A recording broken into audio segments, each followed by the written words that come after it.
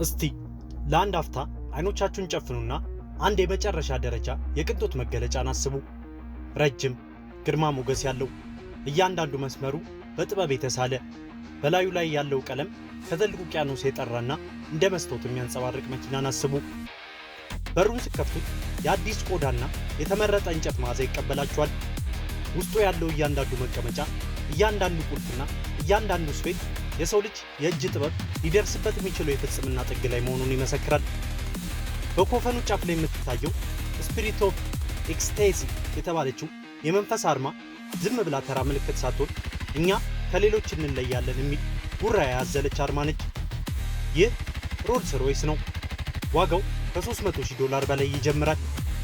ይህ በምድር ላይ ካሉ የቅንጦት የውበትና የፍጽምና ምልክቶች ውስጥ አንዱና ዋነኛው ነው።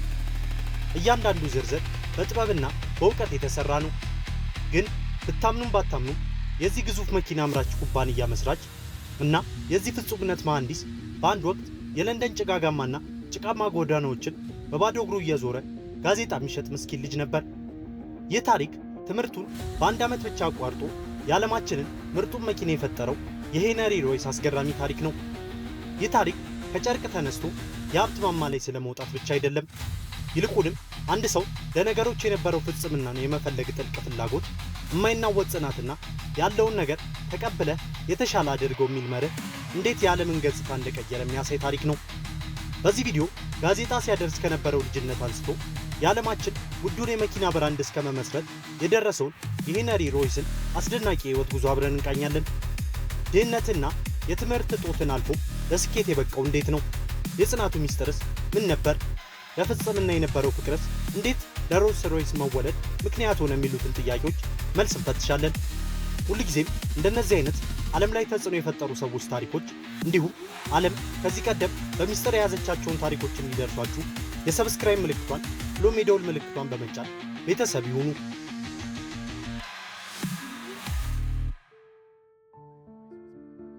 የሄነሪ ሮይስ ታሪክ የሚጀምረው እንደ አውሮፓውያን አቆጣጠር በ1863 ዓ.ም እንግሊዝ ውስጥ ከምትገኘው አልዋተን ከተባለች ከተማ ውስጥ ከምትገኝ ፒተርቦሮ ከተባለች ትንሽ መንደር ነው። በወቅቱ እንግሊዝ በኢንዱስትሪ አብዮት እየተናወጠች ነበር። ነገር ግን የአልዋተን ከተማ ከዚህ ግርግር የራቀች በገበሬዎችና በትናንሽ ነጋዴዎች የተሞላች ሰላማዊ ቦታ ነበረች። የሄነሪ አባት ጄምስ ሮይስ የወፍጮ ቤት ባለቤት ናቸው። ነገር ግን የቢዝነስ ብልሃቱ ከልበ መልካምነቱ ጋር የሚመጣጠን አልነበረም። በዚህም የተነሳ ብዙም ሳይቆይ ቢዝነሱ ከሰረና መላው ቤተሰቡ ሄነሪን ጨምሮ የተሻለ ኑሮን ፍለጋ ወደ ለንደን ለመሰደድ ተገደዱ። በ19ኛው ክፍለ ዘመን ለንደን ለድሆች ገነት አልነበረችም። ከተማዋ በከሰል ጭስ የታፈነች፣ በበሽታ የተወረረችና በድህነት የተቆራፈደች ግዙፍ መኖሪያ ነበረች። የሮይስ ቤተሰብም በከፍተኛ የገንዘብ እጥረት ውስጥ ስለነበር ትንሹ ሄነሪ የሕይወትን አስቸጋሪ ገጽታ ገና በለጋ ዕድሜው መጋፈጥ ጀመረ። ሁኔታው ይበልጥ የከፋው በ1872 ዓ.ም አባቱን በሞት ሲያጣው ነው። ገና የ9 ዓመት ልጅ የነበረው ሄነሪ የቤተሰቡን ሸክም ለማቅለል ብቸኛ አማራጩ መስራት እንደሆነ ተረዳ። በዚህ ዕድሜው ከኩዮቹ ጋር ትምህርት ቤት ሄዶ መማር ሲገባው የለንደንን አስቸጋሪ ጎዳኖች ተቀላቀለ። ይህ አስቸጋሪ ልጅነት ጊዜ ግን በውስጡ አንድን ጠንካራ ስብዕናን እየቀረጸለት ነበር። በሥራ ያሳለፈው እያንዳንዱ ቀን ነገሮችን በትክክልና በሰዓቱ የማድረስን አስፈላጊነት አስተማረው። ያጋጠመው እያንዳንዱ ችግር ደግሞ ለችግሮች እጅ ከመስጠት ይልቅ የመፍትሄ ጥበብን አጎናጸፈው። ምንም እንኳን ድካምና ረሃብ የዘውትር ጓደኞቹ ቢሆንም ሄነሪ ግን ከዚህ ሕይወት በላይ የሆነ ነገር እንደሚጠብቀው በውስጡ ያምን ነበር። የመማር ጥሙም ቢሆን ከውስጡ ፈጽሞ ጠፍቶ አያውቅም። በ14 ዓመቱ በአክስቱ በኩል በተገኘች ትንሽ የገንዘብ ድጋፍ በታላቁ የሰሜን መስመር ኩባንያ በሆነው ግሬት ኖርዘርን ሬልዌይ ፒተርቦሮ በሚገኘው ፋብሪካ ውስጥ በመካኒክነት የመሰልጠን ዕድልን አገኘ። ይህ ለሱ የሕልሙ መጀመሪያ ነበር። ወደ ፋብሪካው ሲገባ ግዙፍ ሎኮሞቲቮች በሚያሰሙት የብረት ድምፅ፣ ከእቶን በሚወጣው የከሰል ሽታና በእንፋሎት በሚታፈነው ዓለም ውስጥ የራሱን ዓለም አገኘ። ከብረቶችና ከግዙፍ ሞተሮች ጋር መዋል ሲጀምር ለሜካኒካል ምህንድስና የነበረው ተፈጥሯዊ ችሎታ ፈንድቶ ወጣ።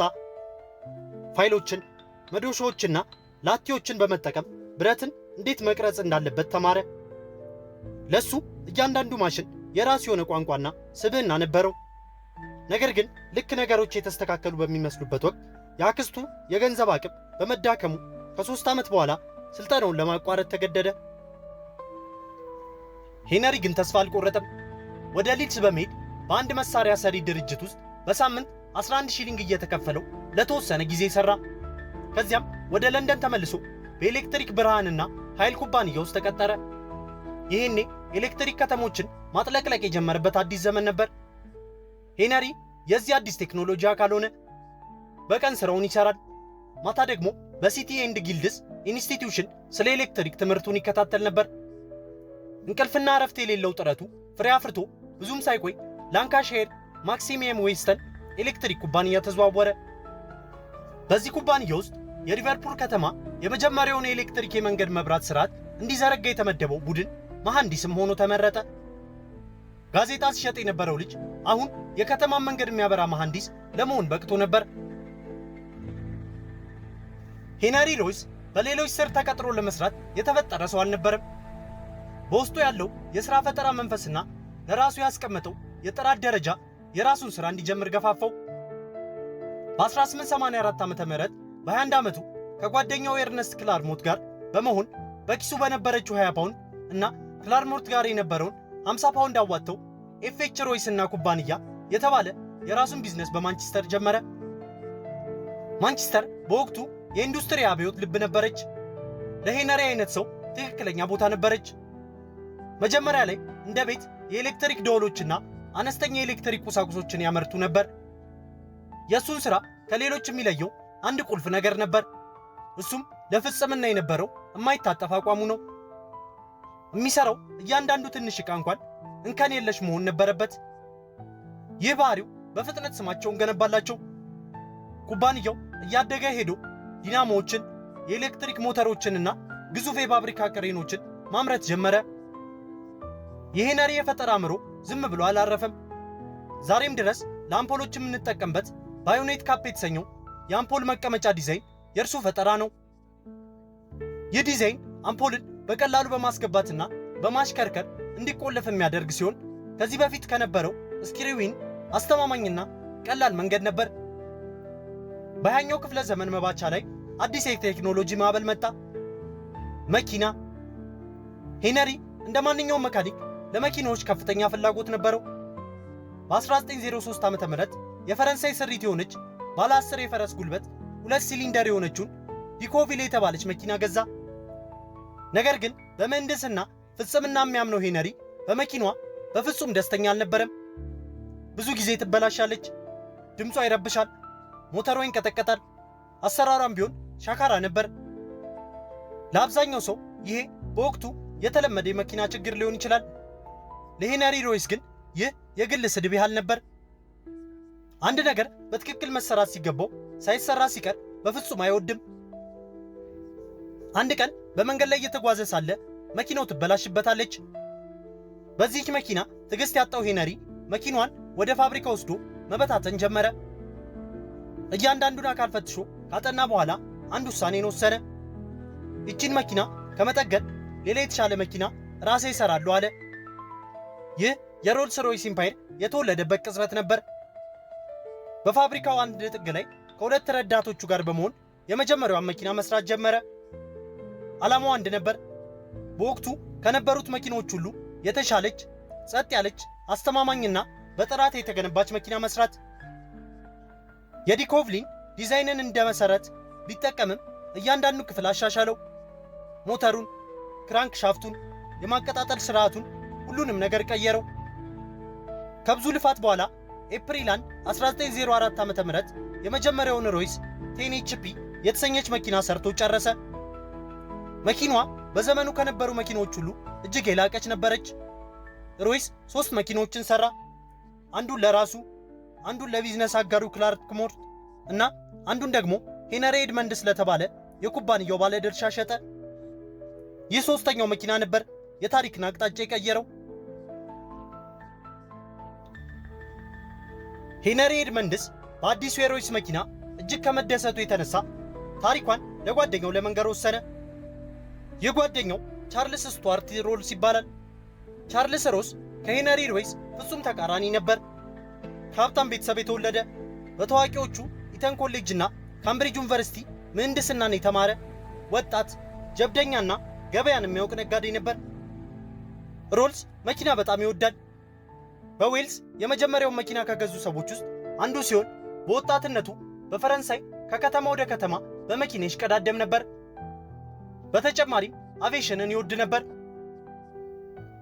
ከ170 በላይ በሆቴል ባሎን የበረረ ሲሆን በኋላም የራይት ወንድሞችን አውሮፕላን ከገዙ የመጀመሪያ ሰዎች ውስጥ አንዱ ሆነ።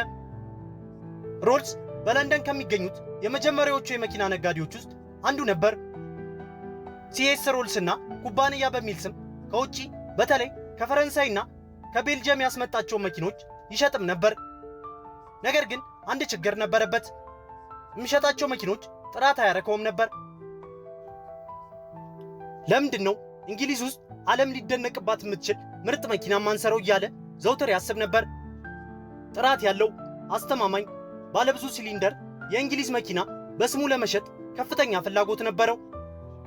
ኤድመንድስም ይህንን ስለሚያውቅ ስለ ሮይስ ባለ 2 ሲሊንደር መኪና ለሮልስ ሲነግረው በመጀመሪያ አልተቀበለውም ነበር። ምክንያቱም እሱ የሚፈልገው ባለ 3 ወይም ባለ 4 ሲሊንደር መኪና ነው። ነገር ግን ኤድመንድስ ይህን መኪና እስከዛሬም እሱ ከሚያውቃቸው ባለ 2 ሲሊንደር መኪኖች የተለየ መኪና እንደሆነ አሳምኖት ሊያሳየው ወሰነ። ሮልስም ሳይወድ በግዱ ተስማምቶ ሄነሪ ሮይስን ለማግኘት ከለንደን ወደ ማንቸስተር ረጅሙን የባቡር ጉዞ አደረገ። በግንቦት 4 1904 ዓ.ም በማንቸስተር ሚድላንድ ሆቴል ታሪካዊ ግንኙነት ተፈጠረ። በአንድ በኩል ከድህነት የተነሳው በዕድሜ ገፋ ያለው ዝምተኛውና ፍጹምነትን የሚሻው መሐንዲስ ሄነሪ ሮይስ፣ በሌላ በኩል ከቅንጦት ሕይወቱ የመጣው ጀብደኛውና የዓለማችንን ምርጥ መኪና የመሸጥ ህልም የነበረው ቻርልስ ሮልስ። ሮልስ የሮይስን መኪና ሲያያት በመጀመሪያ እይታ ተማርኮ ነበር። ከዚያም ሮይስ እንዲነዳት ጋበዘው። ሮልስ መኪናዋን መንዳት ሲጀምር ሊያምን አልቻለም። በሚገርም ሁኔታ ጸጥ ያለች ነበረች። ንዝረቷ በጣም አነስተኛ ነበር። አሰራሯ ከዚህ በፊት ካያቸው ከማንኛውም መኪና እጅግ የላቀ ነበር። ከመኪናው ከወረደ በኋላ ወደ ሮይስ ዞሮ ታሪክ የቀየረውን ቃል ተናገረ። አንተ መስራት የምትችለውን መኪና በሙሉ እኔ እሸጥልሃለሁ አለው። በዚያው ቅጽበት አጋርነታቸው ጀመረ። ስምምነቱ ግልጽ ነበር። ሮይስ የዓለማችንን ምርጥ መኪኖች የመንደፍና የማምረት ኃላፊነትን ይወስዳል። ሮልስ ደግሞ የመሸጥ ግዴታ አለበት። በመኪኖቹ ላይም የሁለቱንም ስም ለማኖር ተስማሙ። በዚህም ሮልስ ሮይስ ሲሉ ሰየሙት። የድሃው ልጅ መሐንዲስና የባለሀብቱ ልጅ ነጋዴ ፍጹም የማይመሳሰሉ ሁለት ሰዎች፣ ነገር ግን አንድ የጋራ ህልም የነበራቸው ሰዎች። በ1906 ዓ.ም ሮልስ ሮይስ ሊሚትድ በይፋ ተመሰረተ። የኩባንያው ራዕይ ግልጽ ነበር፣ የዓለም ምርጧን መኪና መስራት። ይህንኑን ለማድረግ ሄነሪ ሮይስ ቀን ከሌት ይሰራ ነበር። የእሱ መርህ በምድር ላይ ያለውን ምርጡን ነገር ውሰድና ከዛም የተሻለ አድርገው፣ የተሻለ ነገር ከሌለ ደግሞ ፍጠረው የሚል ነበር። ይህ መርህ የኩባንያው የደም ስር ሆነ። ሮይስ በጥራት ላይ ምንም አይነት ድርድር አያውቅም ነበር። ብዙም ሳይቆይ ኩባንያው የዓለማችንን ትኩረት የሳበውንና እስካሁንም በታሪክ ከታወቁት ምርጥ መኪኖች አንዱ የሆነውን ሮልስ ሮይስ 40/50 HP ፈጠረ። ዓለም ግን የሚያውቀው ሲልቨር ጎስት በተባለው ተቀጽለው ነበር። ስያሜው የተሰጠው በአጋጣሚ አይደለም። ከመኪኖቹ 12ኛዋ በብር ቀለም ተቀብታና የብር ጌጦች ተደርገውላት ስትንቀሳቀስ ምንም ድምፅ ስለማታሰማ እንደ መንፈስ ጸጥ ያለች ነች በማለት ይህ ስያሜ ተሰጣት። የሲልቨር ጎስት ዝና የተረጋገጠው በአንድ አስገራሚ የጽናት ፈተና ነበር። በ1907 ዓ.ም መኪናዋ በለንደንና በግላስጎ መካከል 27 ጊዜ ያለማቋረጥ ከ14371 ማይል በላይ ተጉዛ ጥቃቅን ጥገናዎችን ሳይጨምር ምንም አይነት ችግር ሳታሳይ አጠናቀቀች። ይህ ክስተት ዓለምን አስደነቀ። በወቅቱ የነበሩ መኪኖች ያለማቋረጥ 100 ማይሎችን መሄድ ሲሳናቸው የሮልስ ሮይስ መኪና ግን እንዲህ መጓዝ መቻሏ አስማትን ያህል ነበር። ታዋቂ የነበረው አውቶካር መጽሔት ይቺ መኪና የዓለማችን ምርጧ መኪና ናት ሲላወጀ፣ ያ ስም ከዚያን ጊዜ ጀምሮ ከሮልስ ሮይስ ጋር ተቆራኝቶ ቀርቷል። ሄነሪ ሮይስ ለፍጽምና የነበረው ጥማት ገደብ አልነበረውም። ፍጽምና የሚገኘው ከትናንሽ ነገሮች ነው። ፍጽምና ግን በራሱ ትንሽ ነገር አይደለም። ሰራተኞቹን ሁል ጊዜ የአንድ መኪና ጥራት የሚታወሰው ዋጋው ከተረሳ ከረጅም ጊዜ በኋላ ነው እያለ ያስታውሳቸዋል። ይህ ፍልስፍና ሮልስ ሮይስን ከሌሎች ለየት አደረገው። ሮልስ ሮይስ መኪና ብቻ ሳይሆን ጥበብን፣ ጥራትና የላቀ ምህንድስናን የሚሸጥ ነበር። የሚገርመው የሁሉ ስኬት ሲመዘገብ አሳዛኝ ክስተት ተፈጠረ።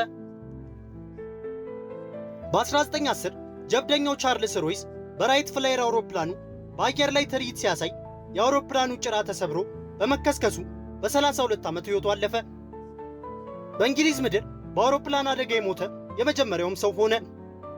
ሮይስ የቢዝነስ አጋሩና ጓደኛውን በማጣቱ ክፉኛ አዝኖ ነበር።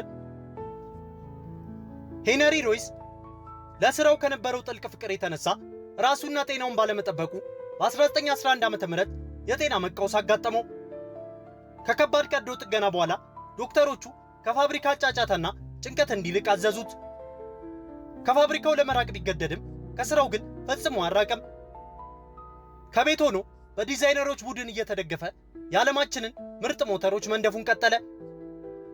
በአንደኛው የዓለም ጦርነት ወቅት እንግሊዝ ለጦር አውሮፕላኖቿ አስተማማኝ ሞተር ስትፈልግ መንግሥት አይኑን ወደ ሄነሪ አዞረ። እሱም ኢግል የተባለውን ዝነኛ የአውሮፕላን ሞተር ነደፈ። ይህም በጦርነት ወቅት ለተባባሪዎቹ ኃይሎች የአየር የበላይነትን ትልቅ አስተዋጽኦ አድርጓል። ሲልቨር ጎስት መሬቱን እንደገዛው ሁሉ ኢግል ሞተሩ ሰማዩን ተቆጣጠረ። ሄነሪ ሮይስ በ1933 ዓ.ም በ70 ዓመቱ ከዚህ ዓለም በሞት ቢለይም ያሳለፈው ውርስ ግን ዛሬም ሕያው ሆኖ ይኖራል። ጋዜጣ እየሸጠ ያደገው እና በአንድ ዓመት ትምህርት ብቻ ዓለምን የተቀላቀለው ልጅ ዛሬ በቢሊዮኖች የሚቆጠሩ ዶላሮችን የሚያወጡ የቅንጦት ተምሳሌት የሆነውን ኢምፓየር መስርቶ አልፏል። ውድ የፈንዲሽ ኢንተርቴይንመንት ዩቲዩብ ቻናል ቤተሰቦች በዛሬው ፕሮግራማችን ጋዜጣ ከመሸጥ ተነስቶ በቢሊዮን ዶላር የሚሸጡ መኪኖችን ስለፈጠረው የሄነሪ ሮይስ ታሪክ አስቃኘናችሁ። ሁልጊዜም እንደነዚህ አይነት ከዚህ ቀደም ተሰምቶ የማያውቁ ዓለም ላይ ተጽዕኖ የፈጠሩ ሰዎች ታሪክ እንዲሁም ዓለም በሚስጥር የያዘቻቸውን ያልተነገሩ ታሪኮች የሚያቀርብላችሁ ቻናላችንን ላይክ እና ሰብስክራይብ በማድረግ ቤተሰብ ይሁኑ። በቀጣይ ቪዲዮ እስክንገናኝ ሰላም ለሁላችን ይሁን።